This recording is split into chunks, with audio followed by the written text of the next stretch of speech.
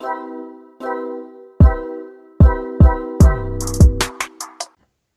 when you're ready, boss. Hey everybody, we back again.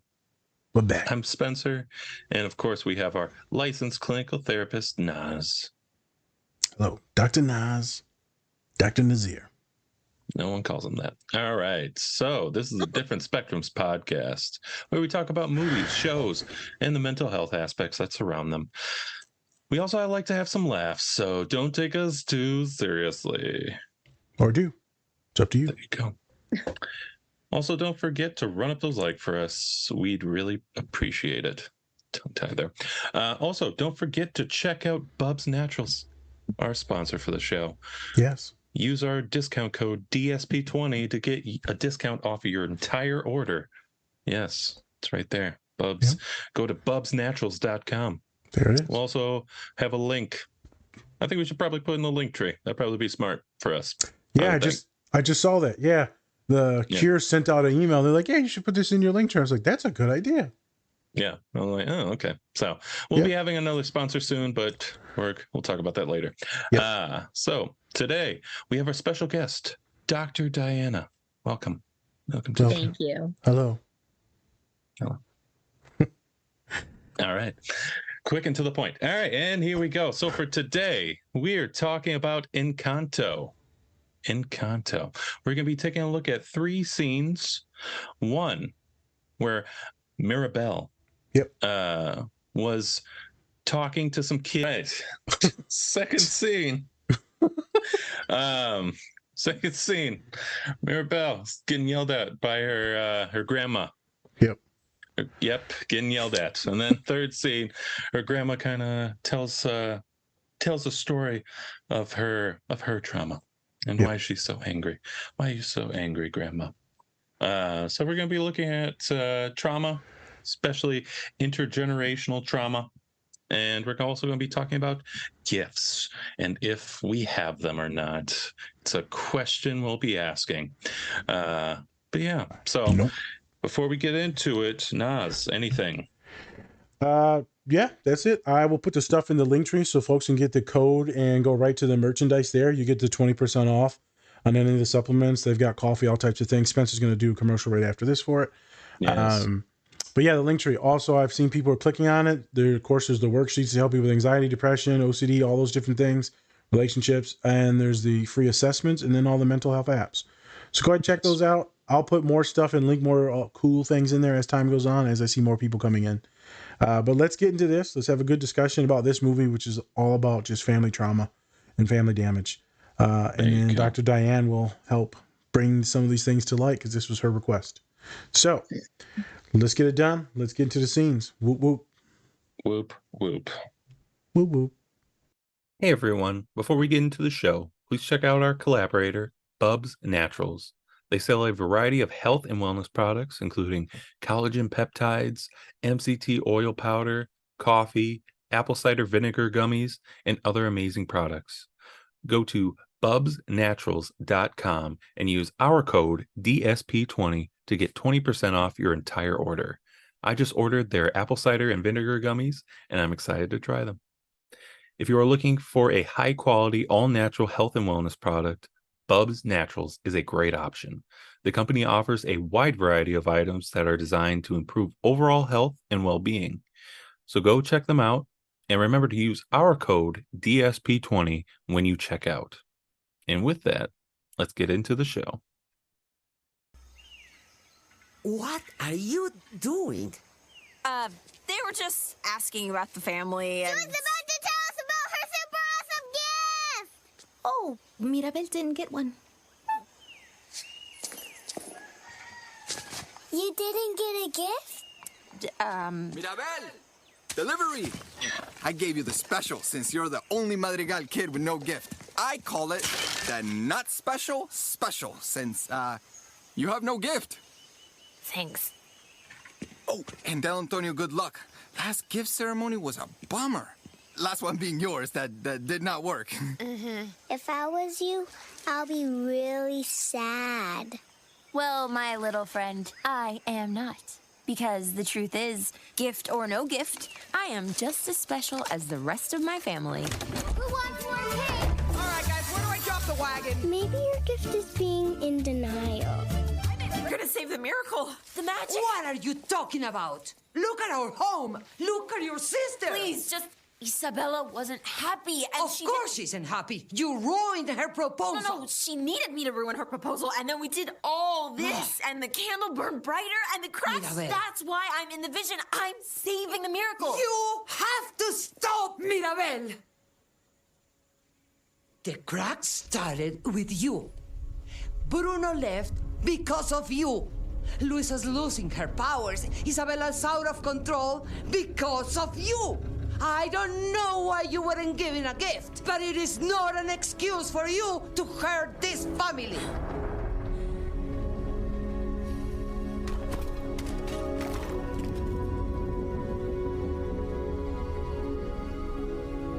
I will never be good enough for you.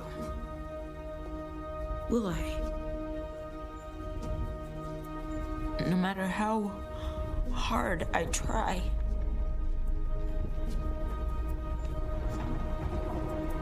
No matter how hard any of us tries, Luisa will never be strong enough. Isabella won't be perfect enough. Bruno left our family because you only saw the worst in him. Bruno didn't care about this family. He loves this family. I love this family. We all love this family. You're the one that doesn't care. You're the one breaking our home. Don't you The ever... miracle is dying because of you.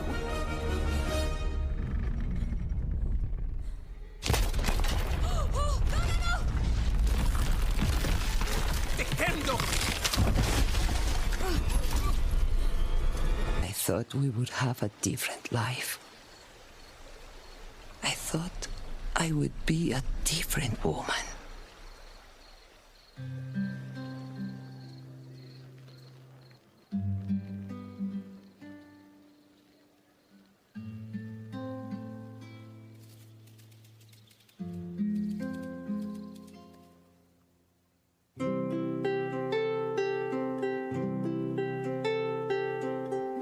Dos oruguitas enamoradas pasan sus noches y madrugadas llenas de hambre. Siguen andando y navegando un mundo que cambia y sigue cambiando. Navegando un mundo que cambia y sigue cambiando. Dos oruguitas paran el viento mientras se abrazan con sentimiento. Siguen creciendo, no saben cuándo buscar algún rincón. El tiempo sigue cambiando, inseparables son, y el tiempo sigue cambiando. Ay, oruguitas, no se aguanten más, hay que crecer, aparte y volver. Hacia adelante seguirás, vienen milagros, vienen crisálidas. Hay que partir y construir su propio futuro. Ay, oruguitas, no se aguanten más. Hay que crecer, aparte y volver. Hacia adelante seguirás, vienen milagros, vienen crisálidas. Hay que partir y construir su propio futuro.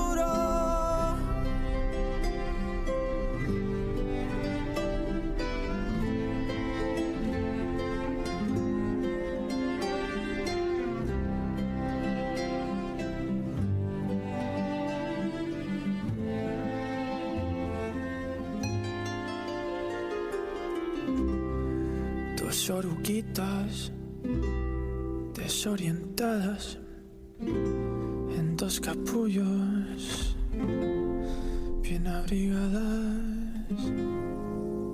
I was given a miracle. A second chance. And I was so afraid to lose it that I lost sight of who our miracle was for. And I am so sorry. You never hurt our family, Mirabel. We are broken. Because of me.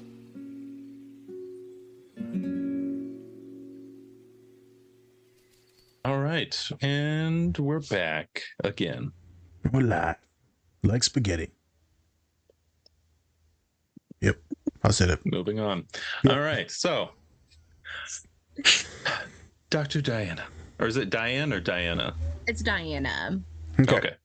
Good. Dr. Diana, tell us a little bit about yourself. Yeah, well, I Who are you? appreciate the both of you letting me, let me join you in the podcast today. I am a social worker. Naz and I just graduated through the same program through the University of Kentucky, the Doctorate of Social Work program. I am licensed in Ohio, Indiana, and Kentucky. I live in and around the Cincinnati area, which is, located right in those areas. And I am not a therapist. Don't really want to be one, but yet at the same time, I use a lot of the same skills, have had a lot of the same basic training, and that's because I work with older adults, primarily in palliative, hospice care, end-of-life settings. So I feel like it's using a lot of the same skills, but with a different focus.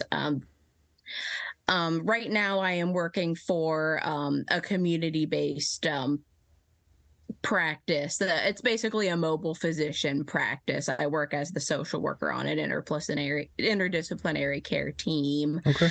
And really address the social determinants of health, which certainly can include mental health, the impacts of trauma. I asked to I volunteered to be part of this for Encanto. Well, first of all, it's one of my favorite movies. I just absolutely love this movie. I watch it all the time with my family, watched it by myself.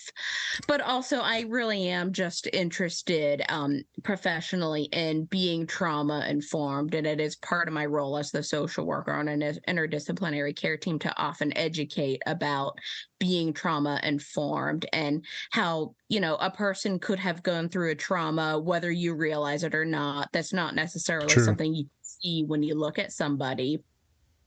And that can include intergenerational trauma. Sometimes people can't even articulate that what they are struggling with is intergenerational trauma, and how that might present itself in a healthcare setting.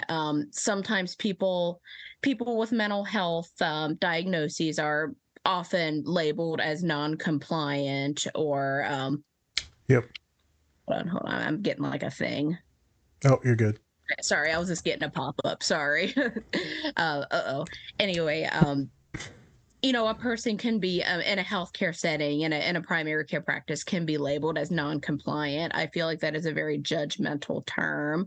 And really, it is part of my role to educate physicians, nurses, nurse practitioners, dietitians about, the impacts of trauma and how it can present itself and manifest itself in a healthcare setting. So that's why I'm interested in this movie, because I feel like this movie displays that very well in a way that people can understand. Yep. I think one of the big things there is for families of color, right, they're not taking that into consideration a lot of the time. It's not a thing. They'll be seen as non-compliant quicker and kicked out of that system, or disciplined, more punitive action than that care and empathy that we might show our white counterparts. Exactly. So I think I like that Encanto is going to show that as well. So trauma-informed care, it's in everything. Anxiety, depression, health outcomes, like you said, economics, like it's involved in so many different things. Okay. So thank you for introducing yourself. Hopefully the fans will enjoy I'm really excited listening. to be here. Yeah. So, Naz, why don't you tell us about your first scene that we watched? Yeah. So we looked at the movie. I picked some scenes. This one was just funny. I'm not gonna lie, it was just funny. Bunch of kids are like, "You don't have a gift?" I'd be like, "Man, shut up, Timmy." Just laughing. Yep, that's right. Not special. Yeah. We beat children on this podcast. So Yeah, you just so 2 you know, foot tall. everybody. Yeah. You ain't even got no dad. Shut up. Jesus Christ.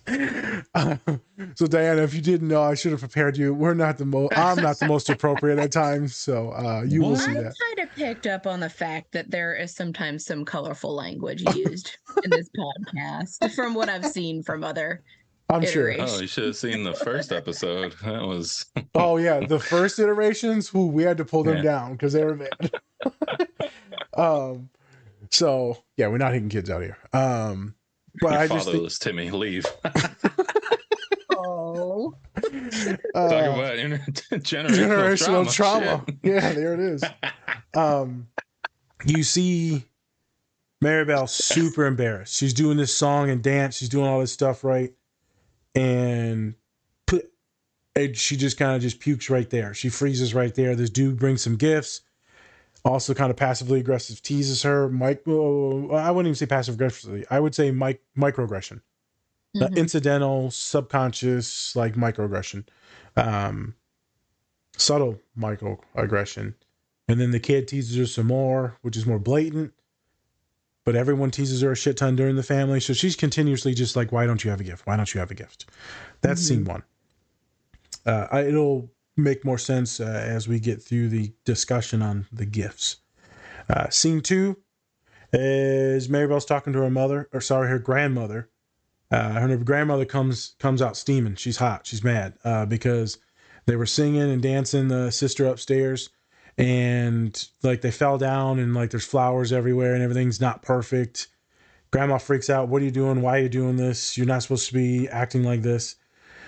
And she's like, you're the reason why all this is messed up. You know, you should be ashamed of yourself and how you're presenting yourself. You don't even have a gift. Like, you're the curse. Maribel freaks out. No, you're the curse. You're what's wrong. You're causing so much stress and pressure that none of us can even breathe.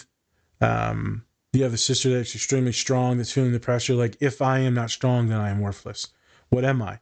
And she sings the song Tick Tick. I think it's just Tick Tick Boom or just Tick Tick Tick. Pressure that goes tick, tick, tick. That can tick, never tick, stop. tick.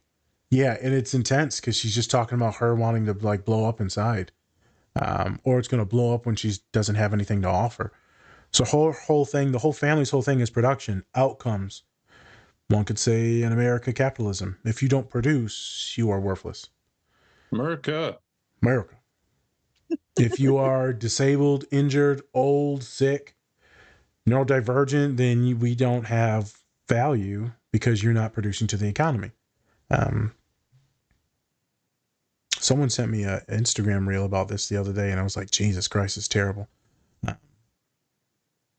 It was about a dude that his wife and his son died. And so he had to go to a psychiatric unit for 7 months because he just lost his mind. I mean, anyone would. And then when he came back, obviously he lost his house, his car, his job, like he lost everything. So he was homeless. Then finally gets a job after a year. And then that job goes belly up. So then he's homeless again. And they said the world's not made to help people like us that are struggling. Super sad. Talk about trauma. And then the third scene. Because like you hate grandma. You're watching this show and you're like, no, I'm not cool with Abuelita. I'm not cool with her. I don't want to mess with her. She is the toxic grandma that's like throwing the shoe at you or like being angry at you or pinching you in church and being like, stop acting like a little shithead. That might just be me. No, that definitely didn't happen in your life. Oh yeah. Can't feel that at all. I know. Yeah. I was thinking about Grandma Guerra. These are Colombian folks, Colombian people on here. I was thinking about Grandma Guerra, who was Mexican, and she was a trooper. Everyone was terrified of her. She loved my dad and treated my dad very well. Everyone else, though, she would like try to kill pretty much. Nice. Yeah, she owned her own supermarket, little supermarket liquor store thing with my grandpa. They were immigrants from Mexico. Raised 9 kids in a single house, were migrant farmers. Nice. Yeah, so they had a nice comeuppance in life. But grandma, this reminds me of grandma so much. Because all those kids were under a shit ton of pressure. And it was ruled with like an iron fist. But And so some people may see someone like my grandma Garen and dislike her. They would see her as the villain in many of these cases, but yet she is technically like the heart and soul that gets the family moving and going. So the grandma here, she goes through her trauma story. And it's a song, so it's going to be in Spanish. Everyone's going to see that it's in Spanish. It's a song. So those of you that don't get to hear it or don't get to see it, you're going to want to go back and you can see it on our Instagram reels. But it goes to her story of being happy, madly in love with her husband. She has triplets. She's pregnant with triplets. And then it looks like they're invaded. I'm not sure who they're invaded by. But their houses are burned down. He stands up to them to help her get away, and he dies. The Maribel is like walking through that vision with her as like a therapist would, and then she's destroyed seeing what happened. Yeah, I guess I didn't think about that, but technically the way Maribel experienced that trauma story is as if a therapist would experience it. Mm-hmm. So those are the descriptions of the 3 scenes for those of you that did not get to see it on the podcast side. And now we're going to kick it off with questions time. Wow. We're going to get into it. Chop it up. Yes, these questions were sent in by our lovely fans. We'll go with it. We'll say it's yeah. Chat GPT didn't make these. I should have asked it. You should have. So, first question for both of you. What is intergenerational trauma and how is it presented in the movie?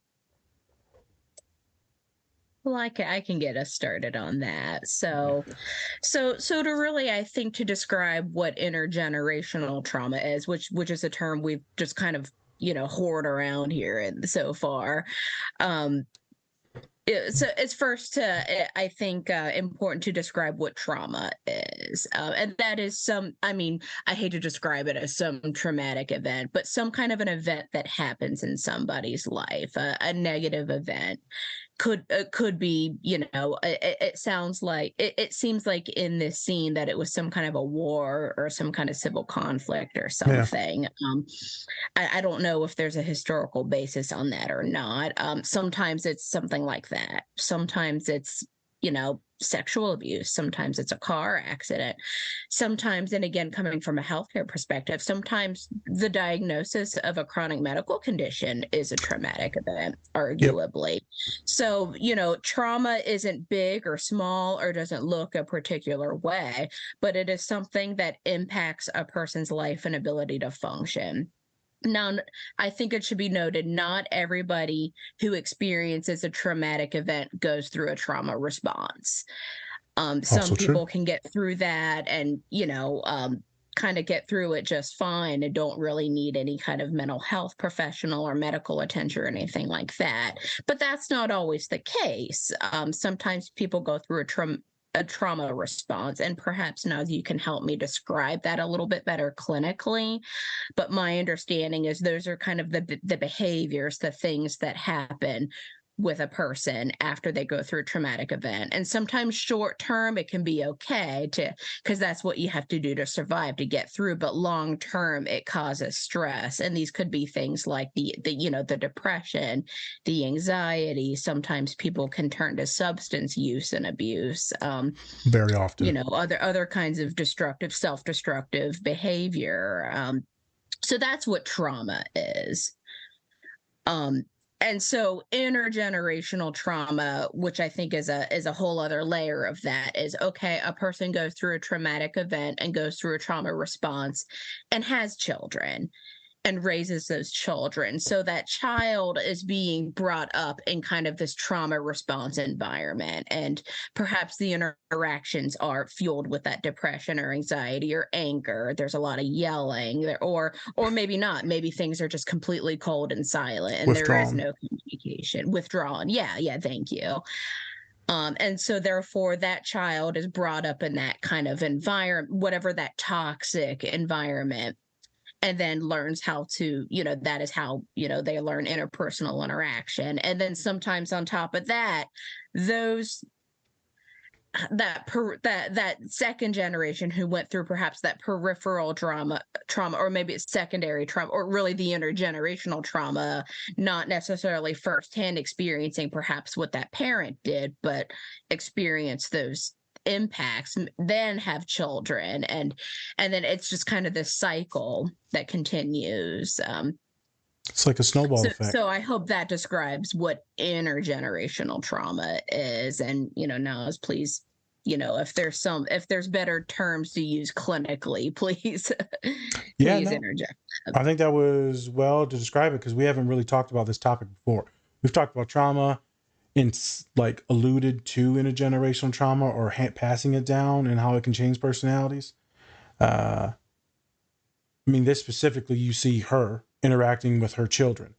She's one way, looks very loving, vivacious, happy, excited about life, and then it morphs. She's sad, she's scared, as you said earlier, when in the production meeting, is survival mode.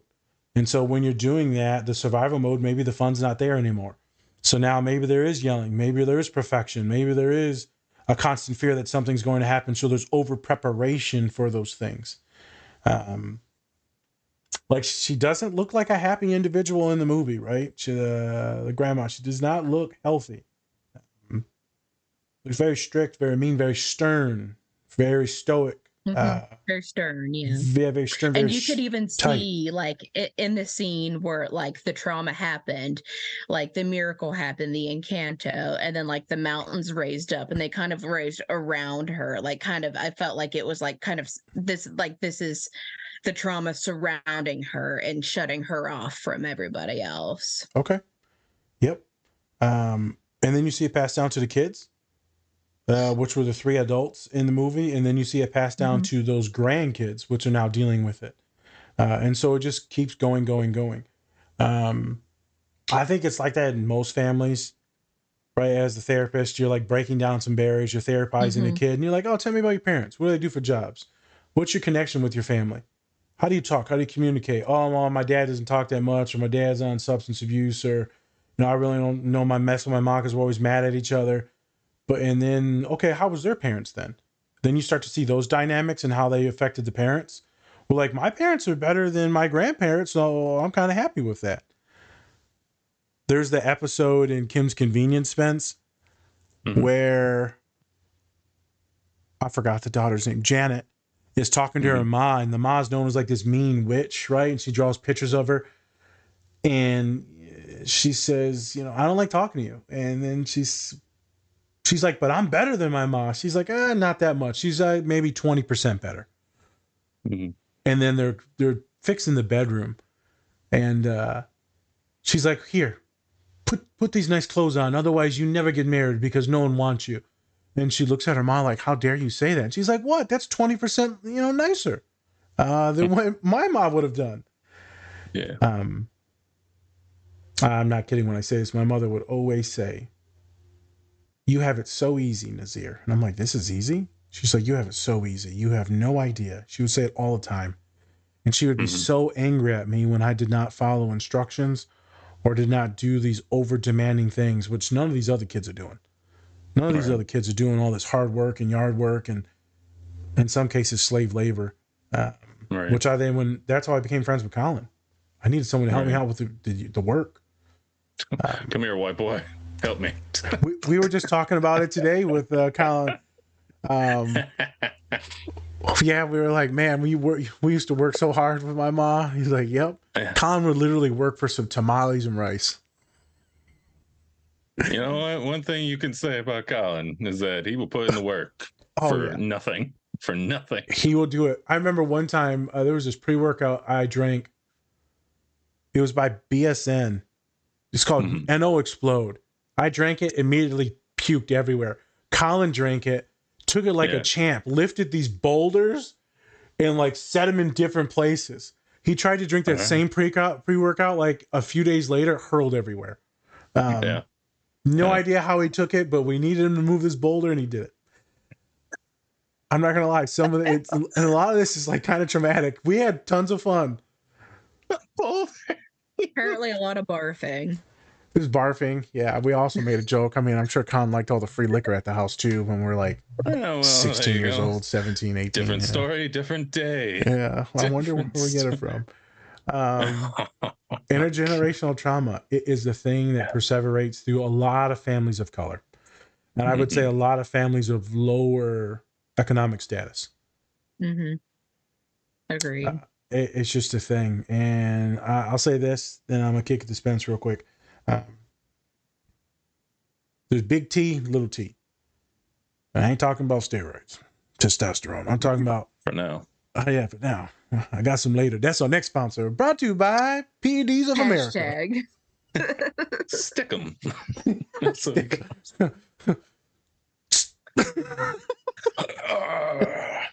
Just rage out. Just turn into a Hulk. It's fine. Yeah. I feel like I would turn into the pig from Teenage Mutant Ninja Turtles. What was his name? Like Rocky? Is it Rocky?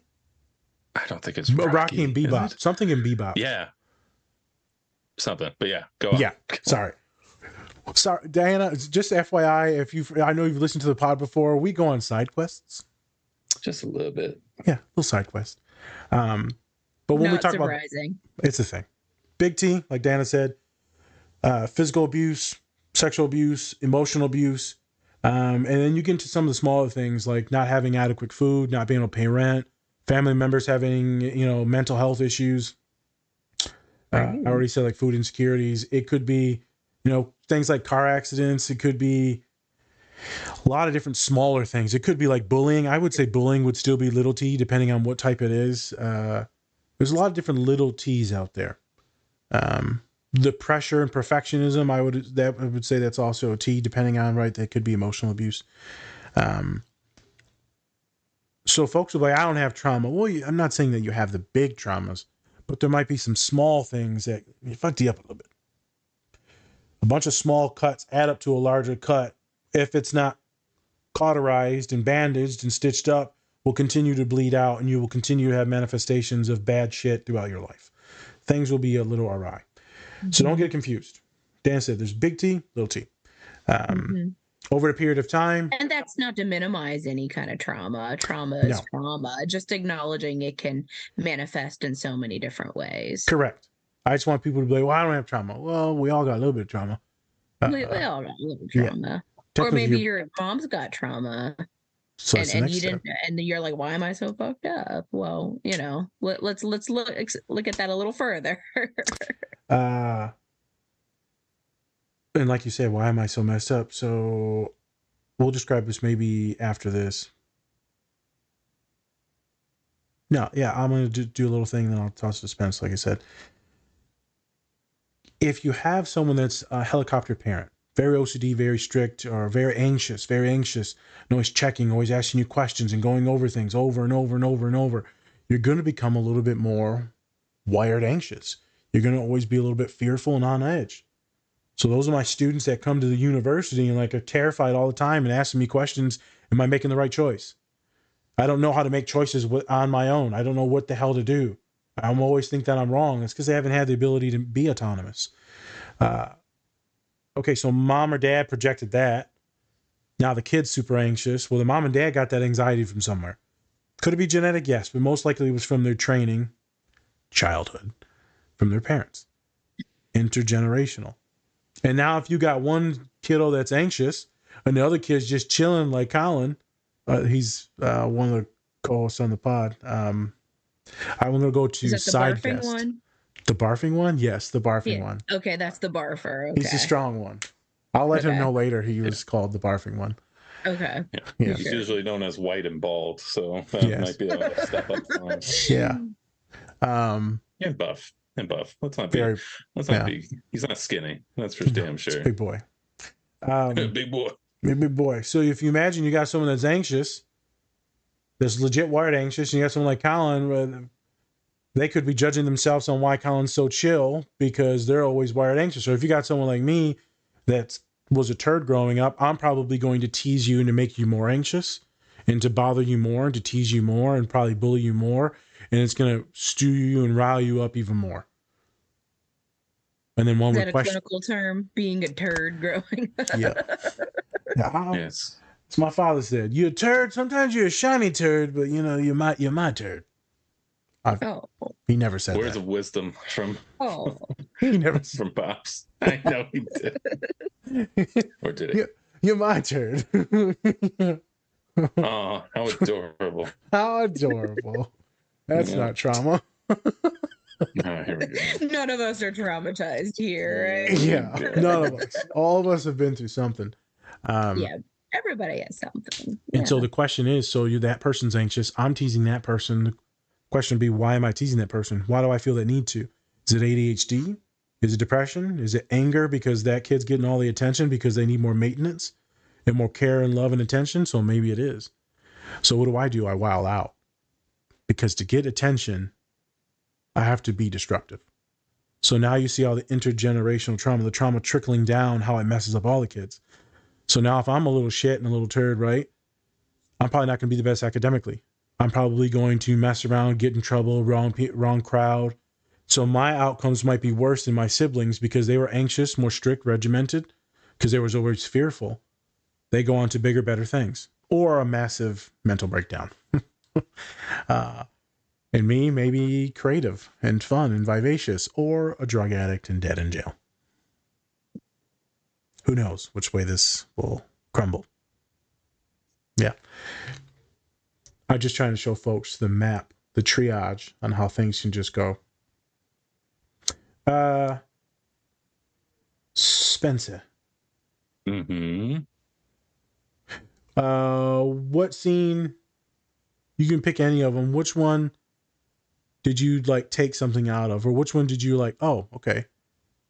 Was it the first one where they're being funny? Second one when she's yelling at her ma, or the third one when the ma's going or the grandma's going through all the stuff? Like, look at here, look at this. I mean, I think like everybody else, probably going to be the third one. You know, you get more context, or you get at least most of the picture that's going on. Yeah, I mean, it's always going to be, especially when we talk about trauma, there's so many events that have happened, you know, big events that have happened that traumatize generations of people in general. You know, we take a look at slavery, the Holocaust, things like that, right? And so 9/11, all types of stuff.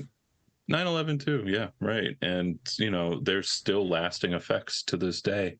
And so it's really tough to try and talk about like how do you not only not get rid of it but cope with it, right? And so it's a very tough conversation to have because it's like, how can you just get over something that you have no control over, that's affecting you, right? And it's a very tough thing. And so when we talk about trauma, this isn't, we're not going to have like answers to really give you. It's more about just trying to show you symptoms and like what's going on really, and how maybe you are affected in your everyday life. Maybe. There are tons of people who have trauma that, you know, have a great life, that do lots of great things. And so this isn't just to say that if you have trauma, then you're messed up and that you can't, like, you need help all the time. No, that's not for everybody. True. There are tons of people who have tons of trauma that, you know, do a lot of great things. Just watched documentary on Arnold Schwarzenegger. That dude brought himself out of nothing, and look at him, one of the biggest stars ever. And so I would just say that especially this episode, it's mainly about trying to really track what like we said, what trauma is, and then also kind of seeing if there are things that you need to do in order to really kind of take next steps in your life if you feel like you've hit really a roadblock.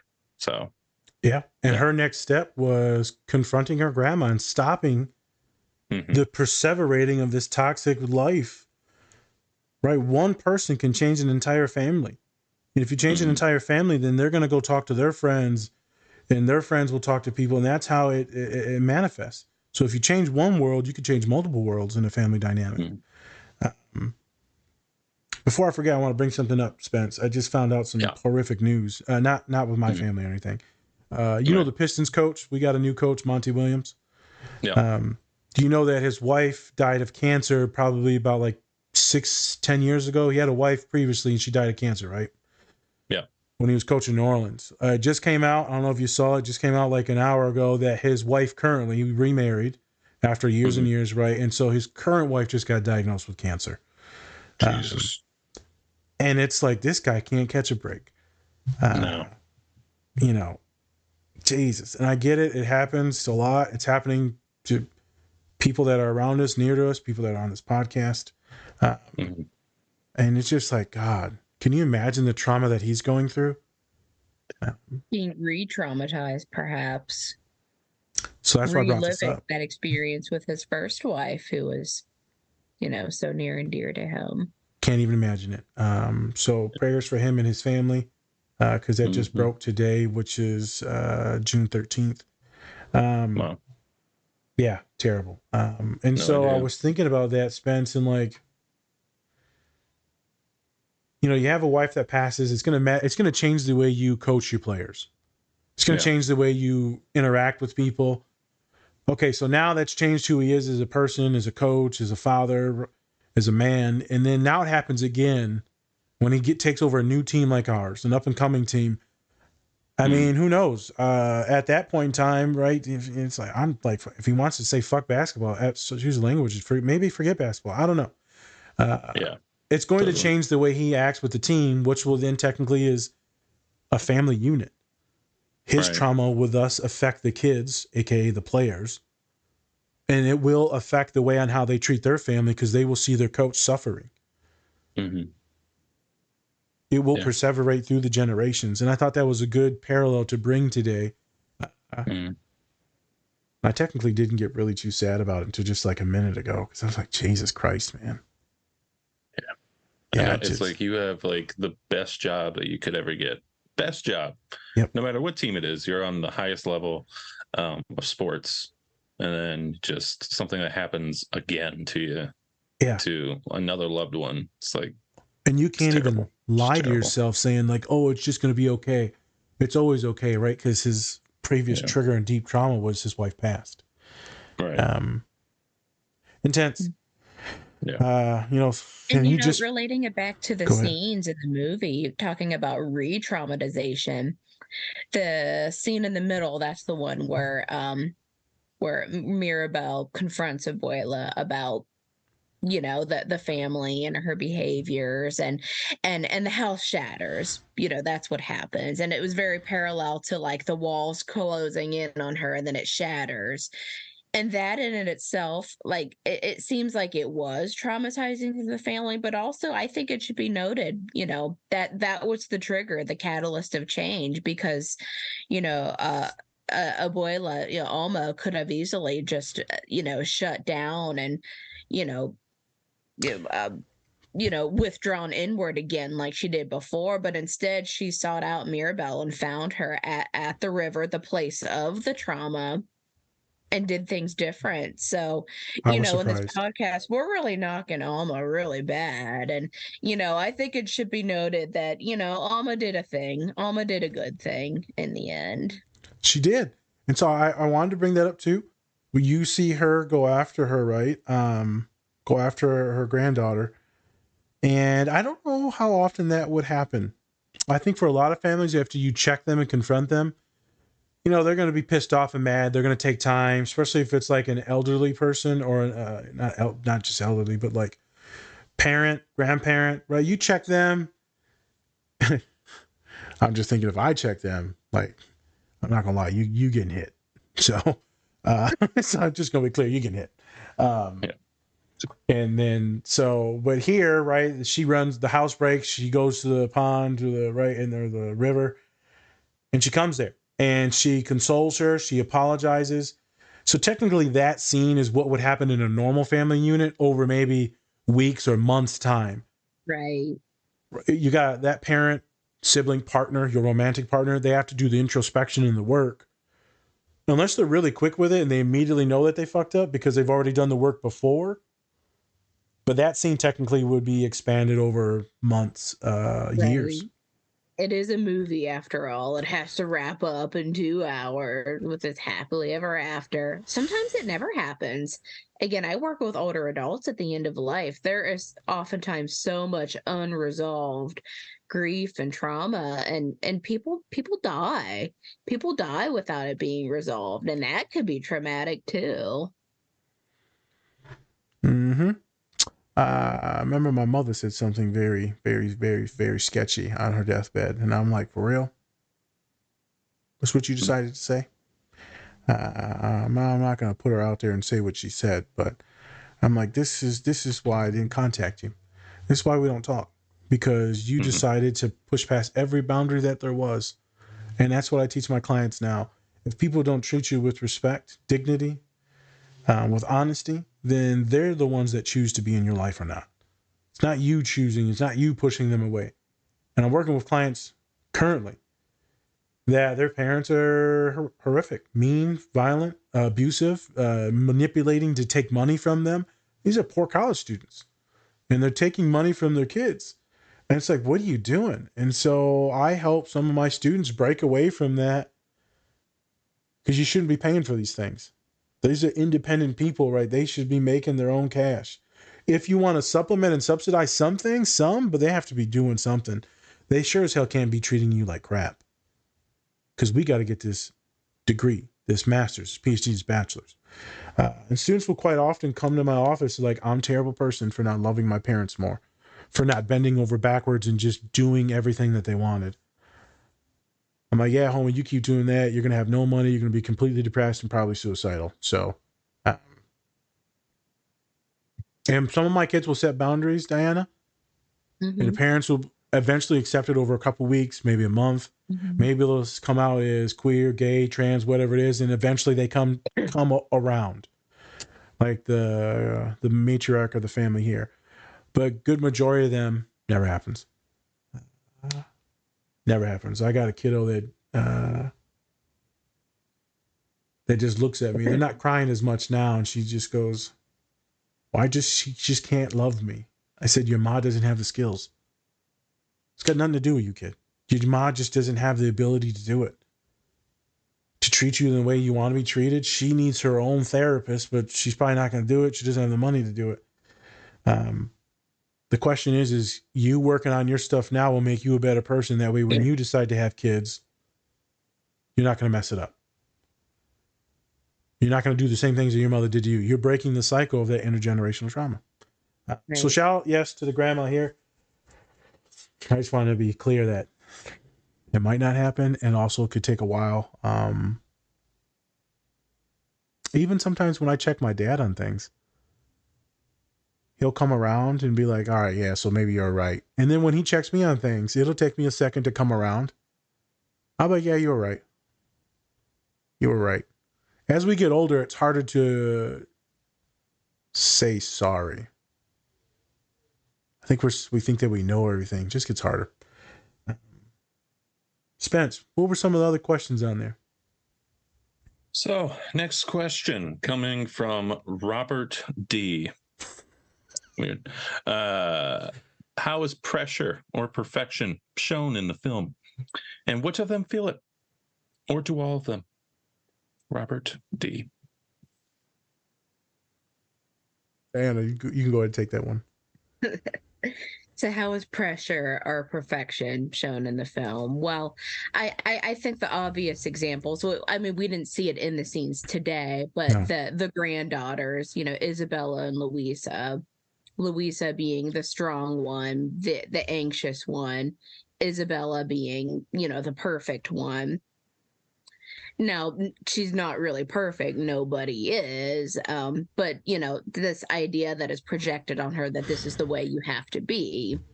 And, I think that is a result of that intergenerational trauma and the Encanto and this event that, as a family they experienced.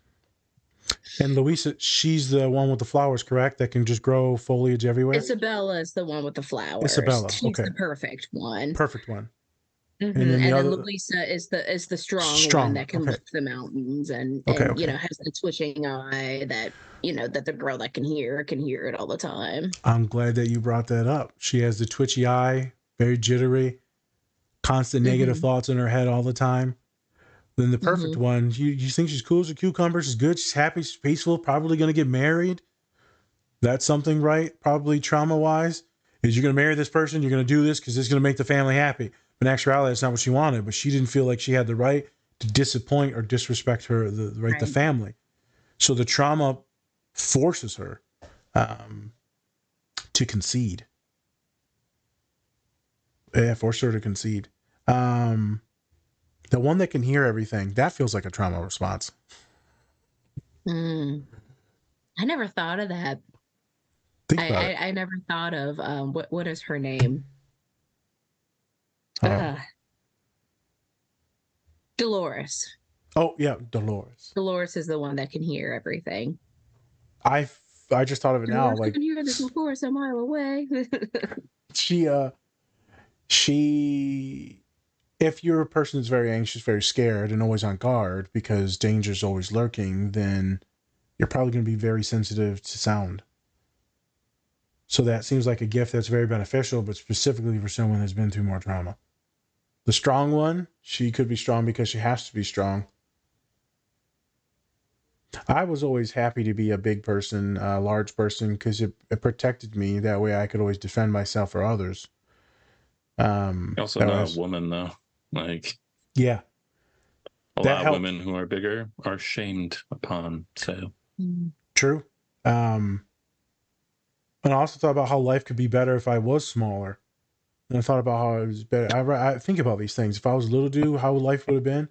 Definitely glad I was a dude. Make life a lot easier. Lil Nas be hilarious. Little thin Nas. Yeah. Sounds like I was a big head, though. I probably would have been so much quieter. Would you? I probably couldn't get away with the things that I say like unless I would have to be talking shit, but you'd be like backing up a little bit more, you know? There we go. Yeah. Yep. Backing away from the teeth. Yeah, I'm like, yeah. I'm like, you ain't shit, shit stirrer. But from the shadows. From the shadows. Shit stirrer from the shadows. That's your new handle. There you go. Put it on a t-shirt. Put it on a shirt, underdog. Oh, shit stir from the shadows. I like that. That'll be your D&D. There you go. Yep. Gamer tag. Jesus Christ. All I can think of right now is Renfield from the shadows. Sucking people's life force. Okay. Perfectionism definitely shown in the movie. I think even her children show versions of perfectionism as well. I didn't put it on there. No, he ran away because he didn't feel like he met up to that idea of perfection. Well, he did. Turns out he didn't really run away. He was just in the walls, playing with rats and putting a bucket on his head. but still, he ran away. I wanted to watch Spencer's face as you said that because it's so wild. Like he runs away for like 5 years or something. He lives inside the walls with rats. It's 10 years. Wow, there's nothing going on there. Nothing. It happens all the time. But you're right. That he knew that everyone was going to hate him because he had a vision that was going to be terrible and toxic and that the house was going to break. And so he smashed it and ran away because everyone was going to judge him and say that he was bringing bad upon everyone. And so he runs because he doesn't like being the bad person, the bearer of bad news. He wants people to be happy, but he doesn't have these happy visions. And thus he is seen as a mistake, a flaw, error. So he runs. That's why we don't talk about Bruno. Yep. And which was it was the number one hit song, which is hilarious because I don't think it was as good as Let It Go from Frozen or catchy, but for some reason it was the number one song. In a different demographic there. True. Probably too. A lot of people enjoyed Latin that. Countries really love some Latin music, so yeah, they latched onto it. They play that shit all the time. They're like, bro. Yep. It's not as catchy. But Bruno's character, I'm gonna do this now. I didn't have this in the questions. Okay. You brought up him being possibly. You heard people on the internet, the interweb, saying that he was the neurodivergent one. And I thought that was interesting because I didn't peg him as the neurodivergent one. I pegged the other siblings, the family, the rest of the family as being neurodivergent. Or one could say they're all just having different trauma responses. So I rewatched it, right, Dan, and I paid closer attention. I could see him being very... He's like my brother. He likes his peace and his solitude. So he escapes to his room. For him, he escapes to the wall. Oh, Jesus. He's very creative. Yes, it's so traumatic, he's bro. Just in the wall. He's literally... You just have to see it. Bro. He goes to the attic and there's no attic in your house. There's only one floor. It's wild. Like he opens up like a pitch. There's like, he moves a pitcher and then he just slides into the wall and then he's just like gone. in the space between the walls. Yeah. Nice. Yeah, it's kind of like those little cubby holes. It's technically, it's so fake. It would be old houses. What the fuck is that movie called? The TV show on Hulu, The Murderer. There's a murderer in the building. The murder in the building? No, only murderers in the building. Correct. So there's those cubbies throughout the entire building. Yeah. That's technically where Bruno lives. Fair enough. So he loves animals. He loves the rats and playing with them, very talkative with them. That can be seen as a neurodivergent thing, being very close, very loving with animals. Creative. He can visualize and see things. He has the rats act out plays. He doesn't have a TV. The rats. Yeah, that's right. He has the rats act out a telenovela, which is a soap opera.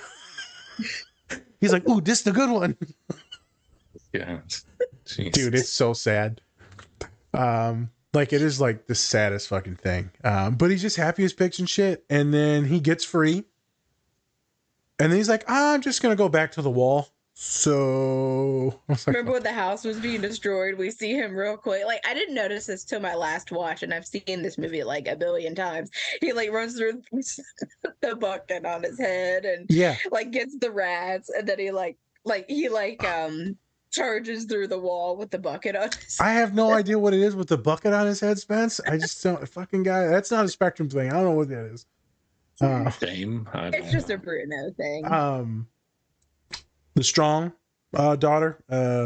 You see a lot of neurodivergent folks that are powerlifters, bodybuilders. It takes a lot of regimen, obsession, hyperfixation to become that strong.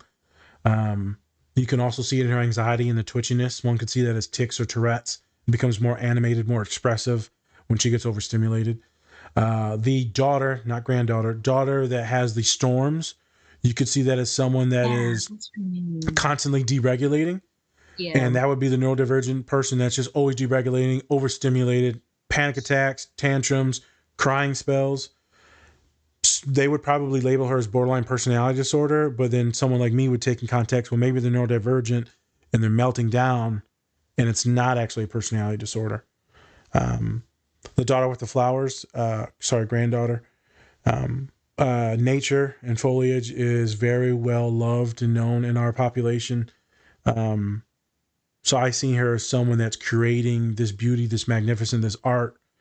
And a lot of my folks that are neurodivergent go into a lot of these biology, ecology, zoology classes, and they go to work at these gardens or they go to work in agriculture. So I thought that she was neurodivergent or she had tendencies. The grandkid that can turn into people, he's able to mirror and take on other people's personalities. That's the most neurodivergent thing someone can do. Except for his body shape shifts. So, I mean, I can't do that. I can put on a girdle. I mean, it's metaphorical. Yeah. Big ass girdle. Jesus Christ. Is that your gift? Yeah, that's my gift. I got a girdle. Yeah. Triple XL girdle. Like, oh shit, I didn't even know they made those. Yeah. There was that one movie. Did you kill a cheetah? Sorry. Yeah, it's because their underwear was made out of cheetah print. I'm very distracted right now. I'm done. And land the plane. Land the plane. I don't even want to know. Yeah, I know. You don't. And I think that covers most of them with the gifts. Of course, I think there's a few more in there, but you can see these different iterations of what it is to be neurodivergent other than the kid that's quote unquote disabled, non-functioning. There's these other gifts. such as Maribel. I think it should not gone forgotten that Diana said she was the social worker of the family. Yeah. And the glue and the love and the heart. I could also see that being a neurodivergent thing. I'm very much so the glue in the heart of many different things and places that I'm in. I'm the team person. I'm the one that makes sure that everyone eats. So all of these are characteristics of someone that could be neurodivergent on a spectrum. It also just be a family that's traumatized because Maribel takes on that personality of fixing everything, taking care of everything, that making sure that people aren't deregulating. So it's a trauma thing, but also it could be a neurodivergent thing. I thought it'd be fun to talk about. I feel like folks that listen to this that are neurodivergent will have some fun re-looking at these characters now and maybe identifying with some of them instead of the bad things you hear about autism. Spencer, before we get to the next question, we had a comment on the podcast because I put questions on there through Spotify, like they're automated and I change them. And one person goes, on the auto one, I put, how badly did you cry? One person put, I sobbed. And I was like, yes. Yeah, you did. And one person left a comment. They don't follow us, but they left a comment on one of the auto posts. And they said, Assholes. Sorry. Yeah. No, it was really good. She said, people don't talk about how neurodivergent he was and how many of the symptomologies that he shows is someone on the spectrum. I'm like, yes. And his best friend was until he hated him for buying a Toyota. All right. Well, let me tell you something real quick. If you leave a comment about something, follow us. It's that easy. Just do it. Follow. If you like the content, how about you stop messing around here? How about that? Let's not play games. Just follow us. Quit playing games with my heart. Quit playing games with my heart. My podcast. Funny thing. Then we'll move on. That's not even the weirdest thing. I'll look at people, they will like 50 posts, real talk, 10 posts, and then not follow. I will never understand that. Never. If you like 10 posts, you like the content, just follow. Please sidetrack. Folks, just follow. That's all you got to do. Follow. Just go ahead and hit that little button. You actually did more work liking 10 posts than you did just following us and liking 10 posts. Yeah. Just saying. Just saying. Yeah. All right. What we got next? So this question comes from Danny D. Do we all have a gift? If so, how do you find it? I wonder what you think, Dana. Do you think that everyone has a gift? Definitely. I mean, I feel like it would be very unsocial worky to say otherwise. But then what is the gift?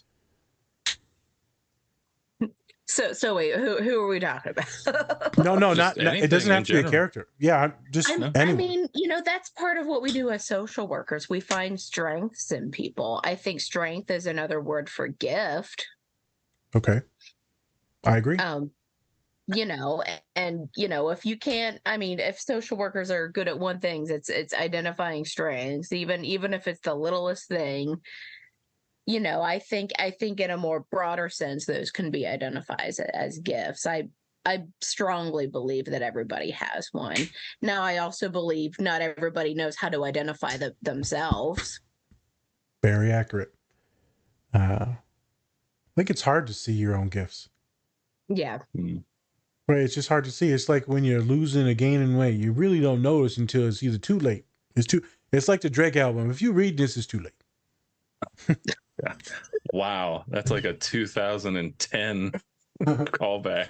Hey man, I just watched Lord of the Rings today, so I'm going what old. What does that mean? I'm going old school today. I was making fun of Nas earlier because that's like a 20-year-old movie. Yeah. He's like, spoilers. Yeah. He takes his time. I take his time on I'm things. I'm catching up. At least I'm not in the 60s like Saleem is watching like. You know 60s what and 70s. Though? I will say, sometimes it's nice to go back and be like, hey, this was different. a lot more racial humor. Yeah, true. I remember I love the show MASH, but there's a character called Spear Chucker, and it's a black dude. And so you're like, I think he only had like 2 episodes, and then they're like, yeah, we can't do that. Can't do that no more.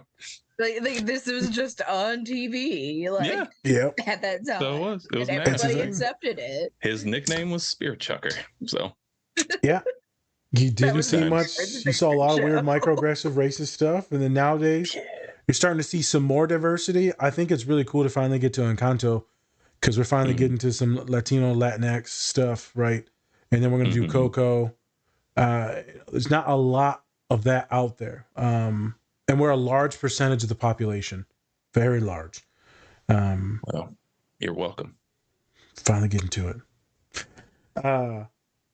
The gift thing. I think you're completely right. I like how you said strengths. It is so hard to get people to identify any gifts or strengths. I'm like, I was talking to a human today. They're like, I'm the dumbest person in this entire school. And I'm like, even if you were, that's still pretty fucking smart because you're at one of the best schools in America. Yeah, like, that's the way to look at it. I'm like, but you don't get it though. Like, I'm not competing against everyone in America. I'm competing people in this specific program. But you're the dumbest person in this program. Let's say that that's true. Like, you're still like one of the probably 2% of Americans that's going to get a PhD. You're like smart as shit. You're like, well, maybe. But I don't get things as quick as the others. Well, see, now I got you to not saying you're not completely stupid and worthless till you're not as quick as the others. We already made progress there. Yeah. Finding strengths is sometimes buried under a lot of shit and a lot of trauma. Mm-hmm. Sometimes the strength is just getting through the trauma, through the depression, through the relationship. Sometimes it's just getting them to admit that they're happy and that it's okay to be happy.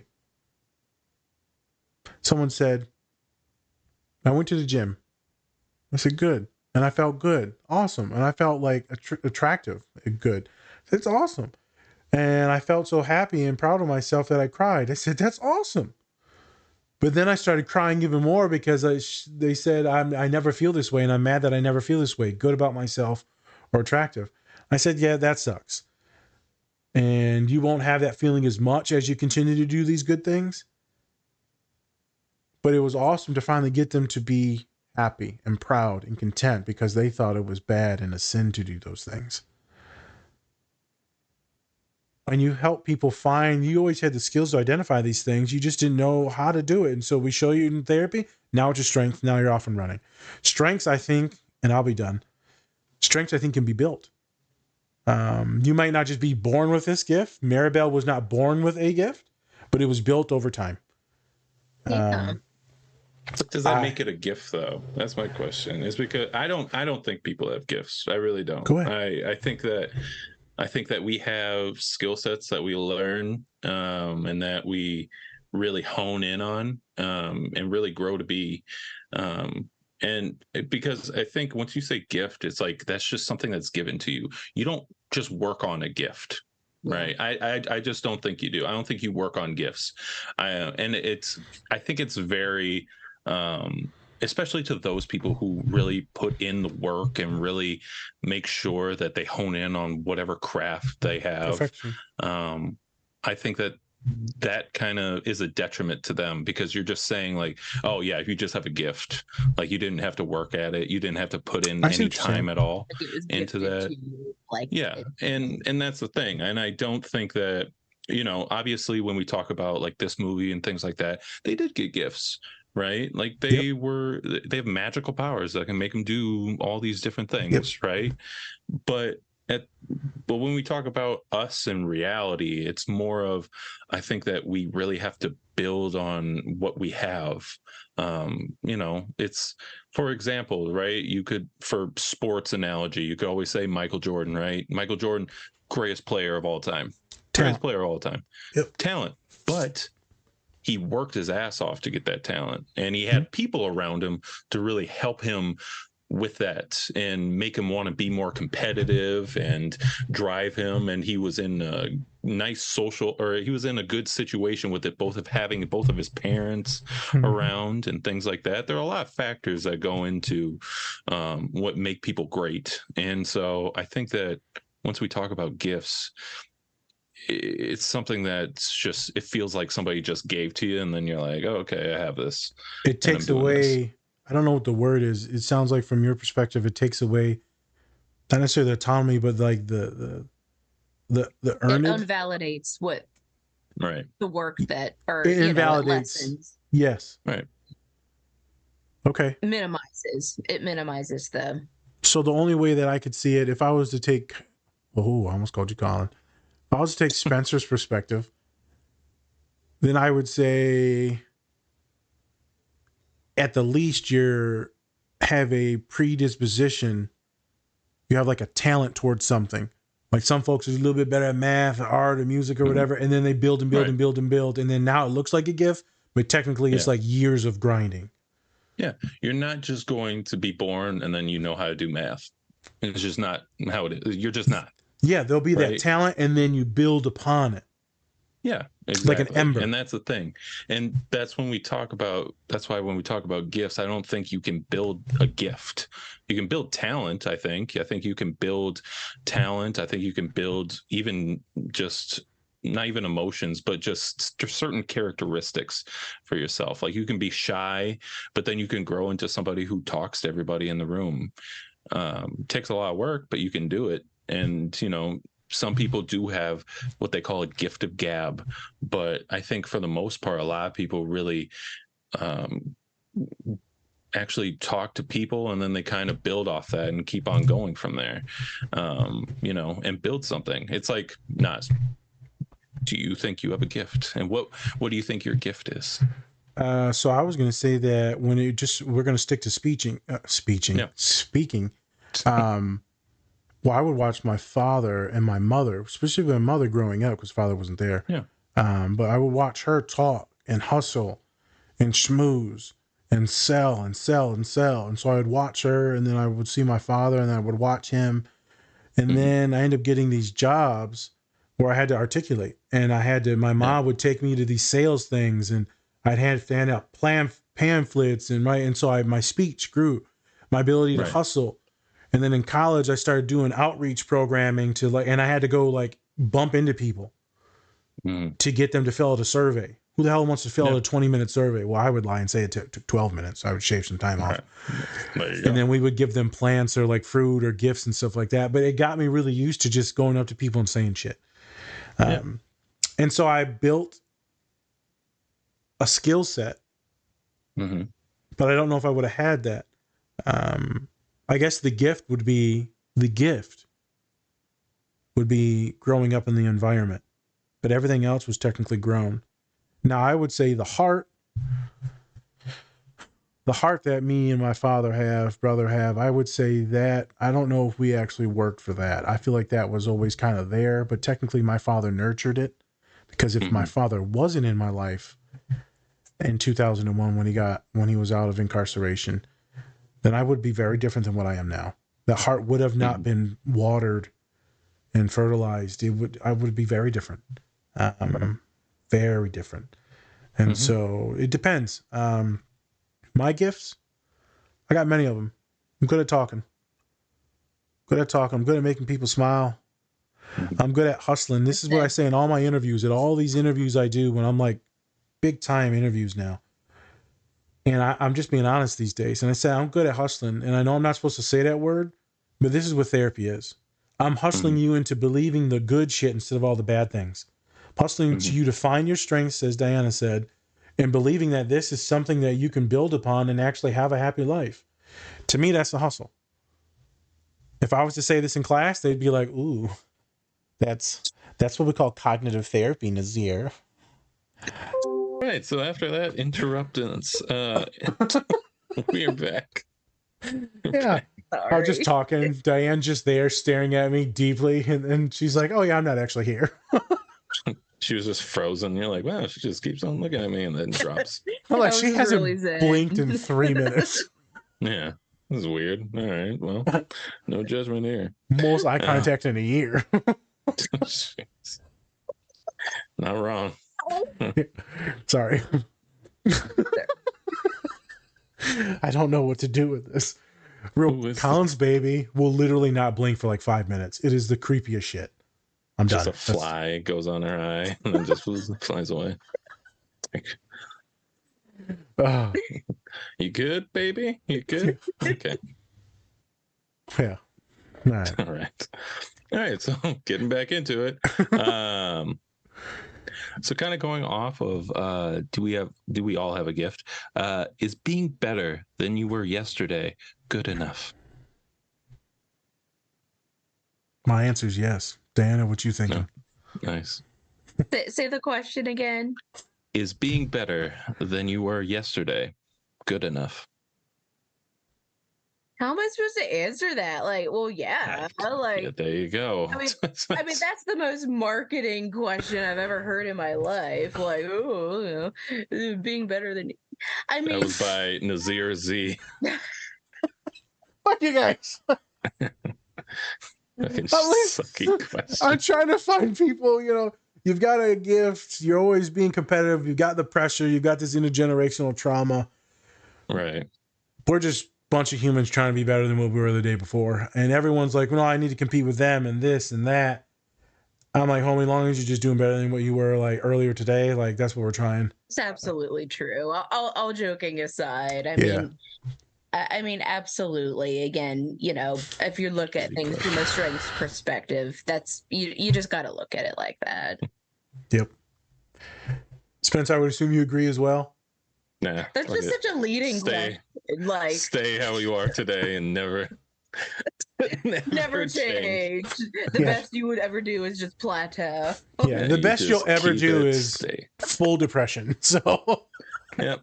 And that's as good as you're gonna get. So that's what you're gonna do. That's all you get, you know. Yep. I think another reason why I threw that in there is that we circle back to intergenerational trauma and her story of the children is she changes. And I know it's a movie, but you know, she gets confronted and it looks like she changes. The family starts to heal.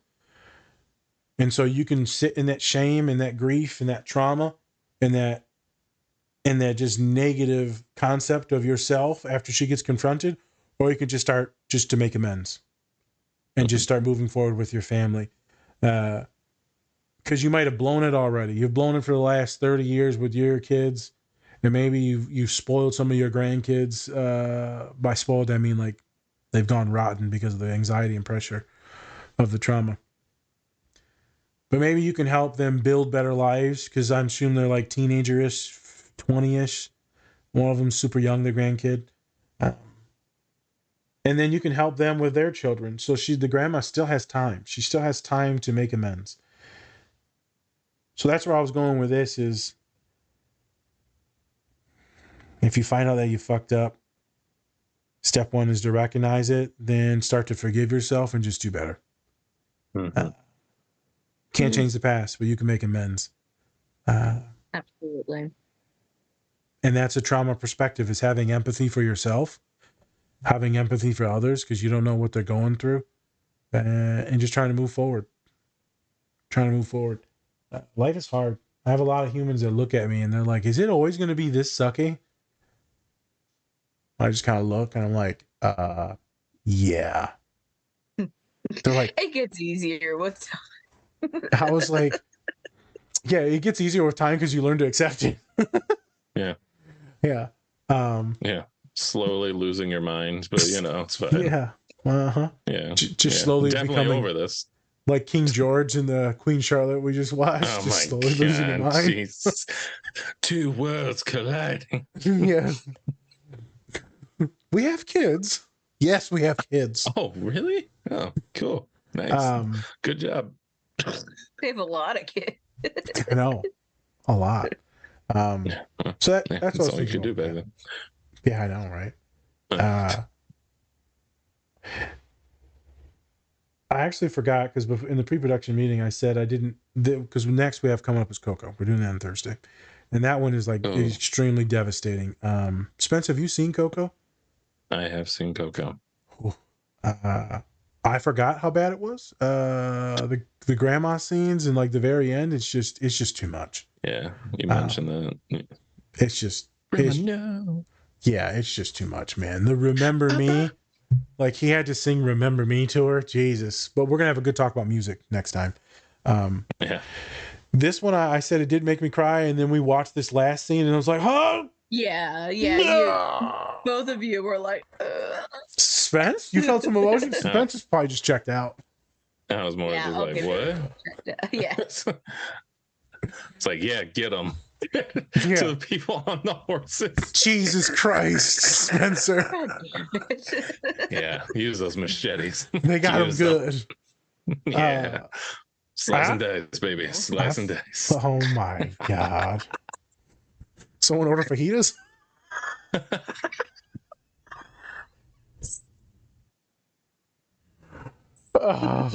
Well, I'm glad I'm taking my. Smell like fajitas. Jesus, why does this taste like river water?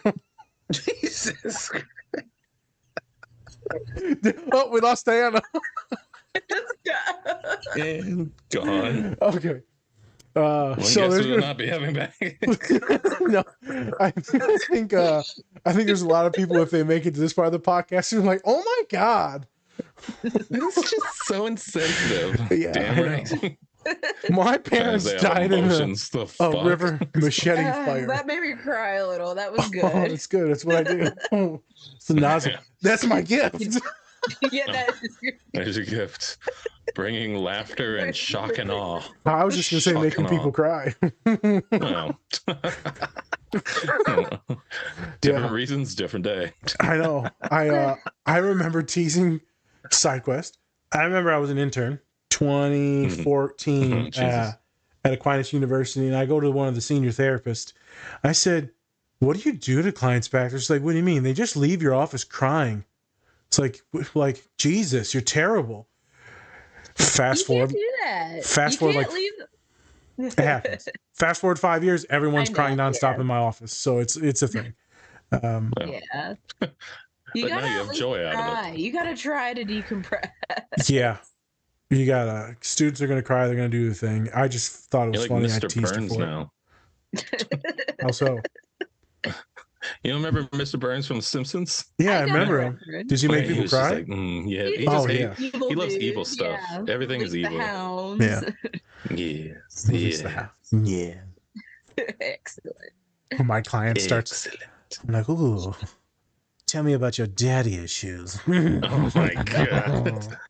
All right. I didn't mean like that. With that. I meant like an abandonment because he left. Sure. Because you weren't enough. You're a terrible person. Well, that would be the time to sign off. Yeah. So I think there's some people that are going to experience some trauma from this last 5 minutes of the scene. Everything went sideways when Diana's computer broke down. It's fine. Let's blame Diana, really. I mean, not our fault. Yep. So, Diana, anything else that you want to add to the story, to the show? Anything you want to leave the people with? I don't even remember what we talked about, like pre-production. You're fine. Ooh. So we talked about grandma blaming herself, her standing up and how hard that is for the granddaughter, for her rights, her boundaries. We talked about that. We talked about loving people, moving forward. We talked about the trauma response already and grief and how that shows up for different people. You brought that up. We talked about pressures. We talked about perfection. We talked about survival. Technically, one thing on here I had, she's so loving, right, with her 3 children, and she's protecting them. And then she ends up becoming like this villain that she doesn't even know over time. She just slowly morphs into that. And I think that's pretty interesting. I feel like many of us could go into that. I think many parents do that. They want to protect their children, so they do a lot of stuff at all costs, and then some of it's maybe not what the kid wants or not what the kid needed. She became the oppressor in that family.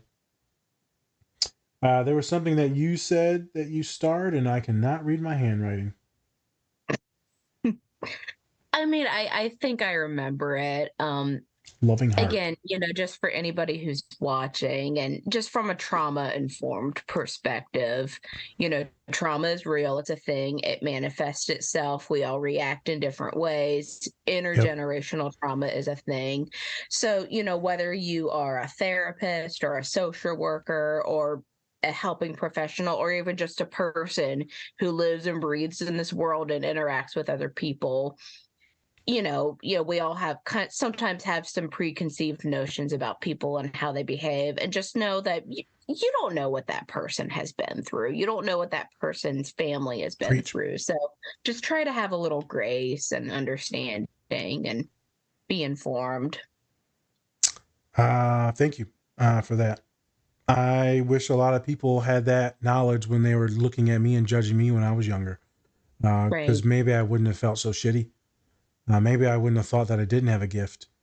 I don't really think I thought I was a good person until 2017 or 18, when one of my good friends in Detroit got married. I thought I was a shitty person probably until then. When at his wedding, the ma goes, "Thank you for protecting my son." And I just lose my shit and start crying in front of all these men. I was like, I'm a good person. Okay. That's kind of cool. I protected this dude. I thought I was the reason why people always said I was the bad influence growing up. That I was the bad person, that I was the thug or the dude drinking or doing drugs. I'm like, man, Colin come over the house just eating and working. Like, we're not doing anything crazy. But there was a lot of negative conceptions about me growing up in my family. And I feel like some of that was racial as well. But never from Colin's ma. She didn't give a shit. She knew I treated her son well, and she would feed me like I was her own. It was a good woman. Seems like a cool lady. She's cool shit. She don't say much. She gets that, Colin. Well, yeah. Well, someone had to not say anything because there's no way. It's just out of nowhere. It's just. Yep, both of them don't say much, but she was good people, man. And I just, if people would know that, be more patient, be more kind, man. And nowadays, shit's crazy in America. I sent Spence an article. I'm not going to talk about that article, about an incident that happened on campus. And people are just getting hurting themselves, hurting other people, and there's gun violence. Just be very cautious. Be very cautious. You don't know what someone's going through. I'm not telling you to let your boundaries get run over. Just don't get involved in stuff. You know what I'm saying? Just someone says something sideways to you in the supermarket, live to die another day. They treat you shitty at the checkout, or they bump into you and they don't say sorry. Live to die another day, man, because you don't know what they're going through. Especially for those white body individuals watching this. I'm not telling you to change your behaviors just around people of color, but know that most likely your internal bias, your inherent bias, you'll see folks like me as more aggressive, more dangerous. Chill, right? Be more trauma informed. Chill. Check some of your biases. You're not in danger. I can see some people, I'm in danger in this place. Calm down. If you're in a dangerous place, then yeah. But if you're just walking around campus and you see me, you get scared, chill. You just have a knife and you're just chill, bro. It's all good. I got a knife in my bag too. You know what I'm saying? It takes about 10 stabbings to really get to you. So don't just chill the fuck out, man. I got the pinchers too from the crab. I just watched Avatar. I don't know why they made some of the submarines crabs. That's a different story for a different day. Submarines crabs. The submarines are crabs? They made some of the submarines little crabs on the new Avatar. I'll have to watch it again because I didn't notice that. Yeah, some of the little submarines that go into the ground, they're crabs. They're crabs? They look like crabs. Crab, and it's just like a boat. It's a crab. It's a crab. I'm like, this is too punny. Why did they do this? Okay, I'm just Here's where I pat your head and say, "You're okay. You're okay. Yeah, I'm sure. done. Yeah, it's a crap. It's definitely crap. Yeah. You tell that to your grandkids later. There was a movie, Avatar. Sure, The submarines were crabs. They're like, okay, Yeah. settle down, Grandpa. Yeah, blue people. Okay, sure there were. Funny thing. Subs were crabs. I was in therapy yesterday, and I tell a client, I said, "Yeah, I was watching Avatar at work," and they said, "Oh, Avatar, the anime or the blue people?" And I said, "The blue people." Yeah, that's fair. That's fair. That's fair. I was like, "You racist as shit! You can't say that." Isn't this blue people? What you mean, you people? Aren't they like a Nami or some shit? I don't know. Navi. Navi. Yeah. There you go. Navi, Navi. Yeah. She called Use them us blue by. people. Hiya. Hey, don't be using that I like that, bro. Yeah. Go by their That's ethnicity, a hard I. Calm not down, their race. Yes. I can't wait to talk about Call it Avatar. knobs. Because one of the daughters is 100% neurodivergent, and I can't wait to talk about her coming soon. That's right. Yeah, it's going to be really fun. Yes. All right, Spence, any last words and then take us away? Nope, we're good. Thank you to all of the people who sent questions in. We really appreciate you. Everyone, Robert thank you. My boy. Robert D. Danny D. Danny D. It's And all just Nazi Robert D. De Niro, Danny DeVito. That's all it was. They're all Danny. Yeah, they were all just coming in with the clutch questions. Thank you, everybody, for watching. Thank you, Dr. Diana, for coming on to the show. Appreciate it. Really appreciate it. Please go check out Bub's Naturals, our sponsor for the show. Use our code DSP20 to get 20% off your order. Also, look at our merch. We got tons of it. So We got go sweaters. buy some. We even have backpacks. In the summer, so that's good. Good job with that one. Put that on, idiot. What do you want me to put up there? Sports bras? I don't understand. A shirt. How about that? Okay. You jackass. My girdle? Yeah. Get your triple XL girdles today. Did you know we made them? We do. Suck it in, honey. That's what we say. Yeah. All right. And go check out our Google Doc with tons of information, sheets, apps, all the things that you can use, and then leave a tip for us. Also follow us, because don't be that person. Don't be that person. Sprinkle don't like 50 posts and not follow us. Like, you like the stuff. Just follow. Yeah.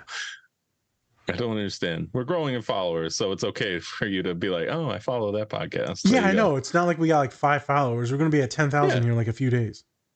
Jackasses. That's probably why I don't follow us. Just call them pieces of shit. I don't care. We'll follow that. Thank you, everybody, for joining us. I'm Spencer. That's Nas. Different Spectrums Podcast. Peace. Bye. Much love, people.